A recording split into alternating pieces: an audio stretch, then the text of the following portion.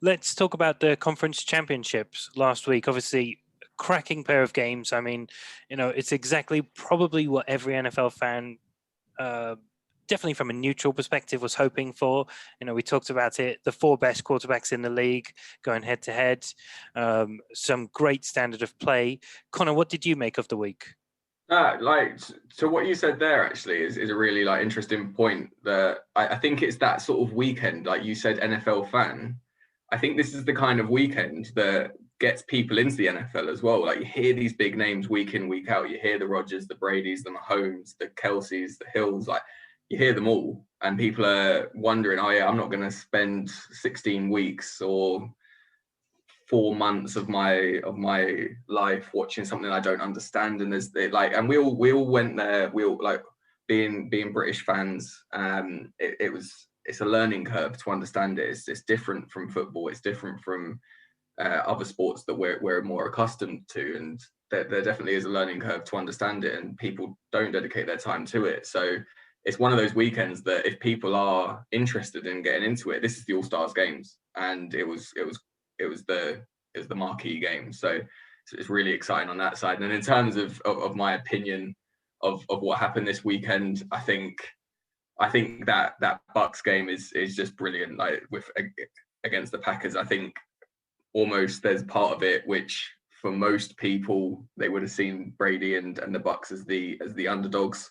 Definitely not the favorites going into it, but they've come away with a win, and it's just like the stats coming out of it now with Brady having spent 47% of his seasons or 47% of his seasons have resulted in a Super Bowl appearance, and it's now the almost like the legend versus the up and coming, and the person who's potentially going to come and take his crown in 10 years time as well. So it's really exciting that happened. I think the outcome of that makes it even more exciting. And sorry to say that, Henry, obviously that's probably heartbreaking for Packers being knocked out in that way, but I think this is the way I'd much rather see it.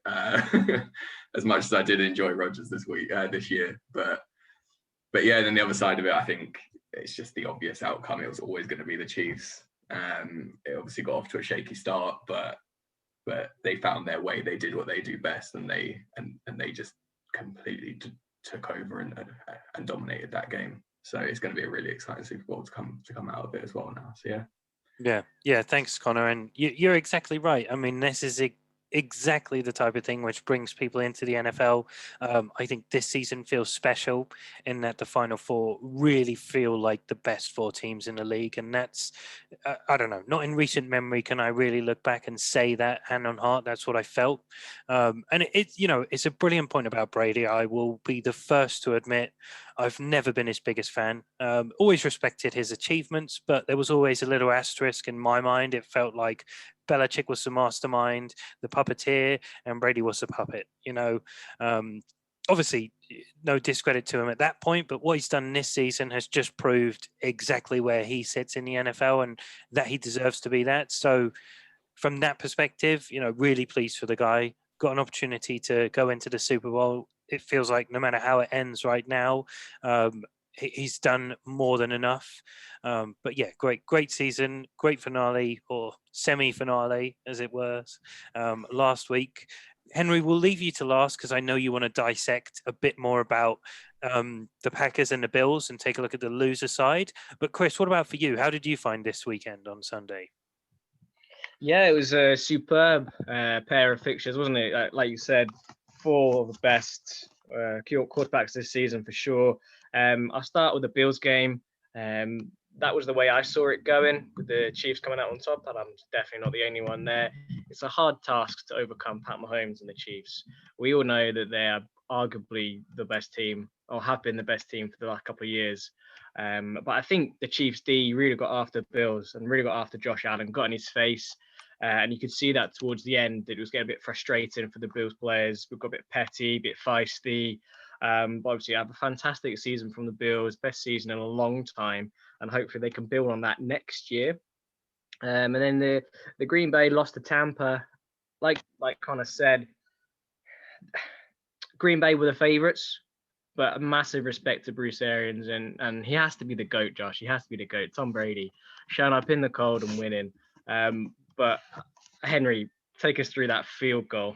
What was that decision? You've got the MVP, Aaron Rodgers, in 4th and like 8 or something, and you don't trust him? Come on.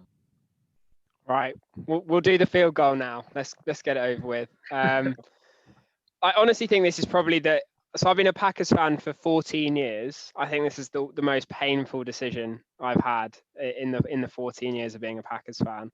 As you said there, Chris, we've got 4th and goal from the 8-yard line, and we're down by 8 points.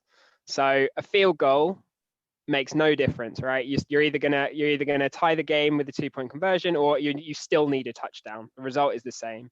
And essentially, what it seems like Matt LaFleur's decided in that moment is that we are more likely to kick a field goal, stop them in 3 downs, get the ball back, and then score a touchdown from whichever point of the field. And the decision for me is just absolutely mind-blowing. We were speaking about this on the group chat, and to have such a successful season, to win, you go 13-3, you get the bye, you win a home playoff game, really good performance against the Rams. You're still in the game against the Bucks, and then to come down to that decision, it is just crushing. And Rodgers' interviews post-game say a lot. I don't know if you saw it, but he was very sort of non-committal, and he also said, well, that wasn't my decision. And it's, for a quarterback to sort of openly say that it's not a great look. Absolutely crushing. But yeah, I'll let you jump in here, Chris, before I go. I know I slated the decision and let it on, but playing devil's advocate, if you take away the penalty on the 3rd down, 4th down that Tampa had, Matt LaFleur was almost right. If that penalty doesn't occur, you get the ball back with Aaron Rodgers, a minute and a half on the clock, able to go down the field. Just playing devil's advocate. I strongly disagree, Chris, with respect. I think the issue there is, we mentioned the Kevin King pass interference to give the 1st down back, but even if you were to take over then, the Bucks are going to punt, and you're going to have to go 60, 70, 80 yards, which I still think is far more improbable than converting one play for 8 yards. And that's where the pain really comes in for me, because you still need a touchdown. Connor, how did you? This feels like a panel show now with you as our head host and the rest Quiz of us. my pain, yeah. At least you don't sound as sad as Josh did when the Seahawks got.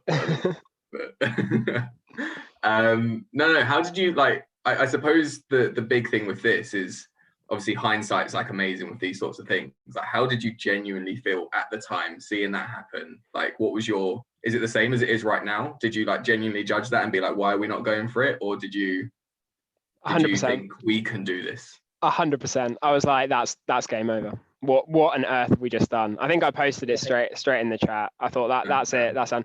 My first reaction is like that it's a mistake. Like, I've got the score wrong or something like that. Like, I had no idea. I think all Packers fans are with me. I had no idea. The interesting thing was as well, they never showed Rodgers. So they cut from the sideline to the field goal unit. So I never saw what Rodgers' reaction was on the field, but my reaction wasn't good. It wasn't pretty. So I don't speak about this too much. I did have an interesting stat about Brady, which Connor mentioned. So I think he's had 21 seasons in the NFL. 10 times he's gone to the Super Bowl. So I saw a good stat this week. Tom Brady is more likely to go to a Super Bowl in an NFL season than Steph Curry is to make a 3-point shot. And that just seems ridiculous, like impossible. But in my head now, there's Brady and there's everyone else, I'm afraid. And I think Mahomes, like you said, Connor, is probably the only one that stands any kind of chance of getting anywhere near that mark. It's incredible. I'll just touch on some other points in the Packers game quickly. I mean, we talked about the Bakhtiari injury. And that had a huge impact. As Chris mentioned, 5 sacks, multiple other pressures. All of the sacks came from the edge. Our interior offensive line with Lindsey and Elgton Jenkins was very solid. And Rick Wagner and Bell really, really struggled to tackle. We really felt that loss. And Shaq Barrett and Jason Pierre-Paul really did feast on Rodgers and made us struggle a lot with that. But I'll leave it there. I'll leave it there for the Packers. I think we might plan a Packers season recap episode or mini episode at some point.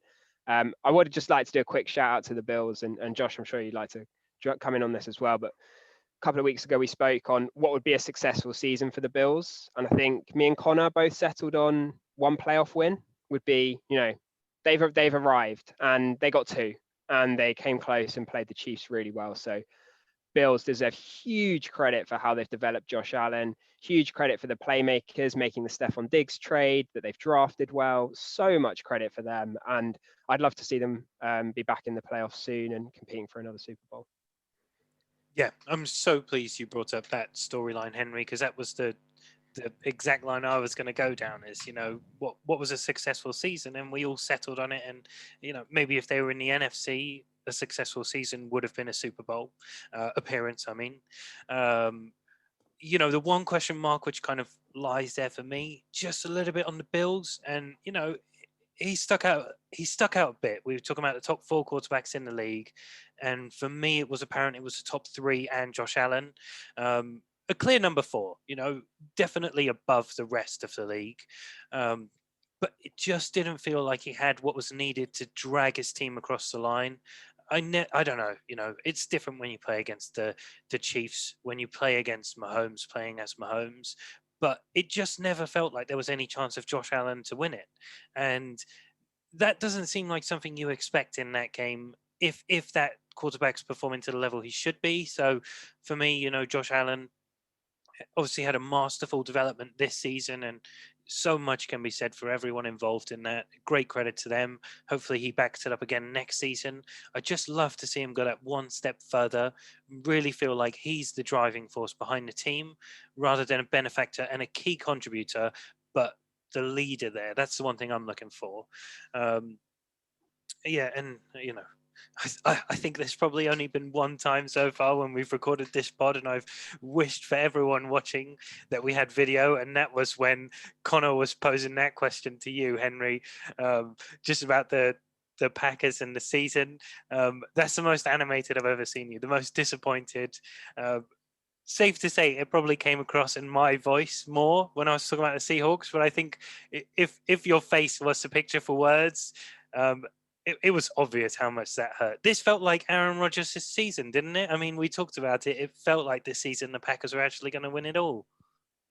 I think so, yeah. I think that's exactly how it felt as a Packers fan. I think the problem or the concern now is that we might have quite a lot of turnover. We've got a few people who'll be leaving as key free agents, but then also, Rodgers is now, Rodgers was drafted the year after Eli, Ben, and Rivers, and they've all gone. So you start thinking, like, how long does he actually have left? Now, obviously, he's playing unbelievably high level, but not sure there would have been a better opportunity to win one. Mahomes isn't going anywhere. So yeah, agree, Josh.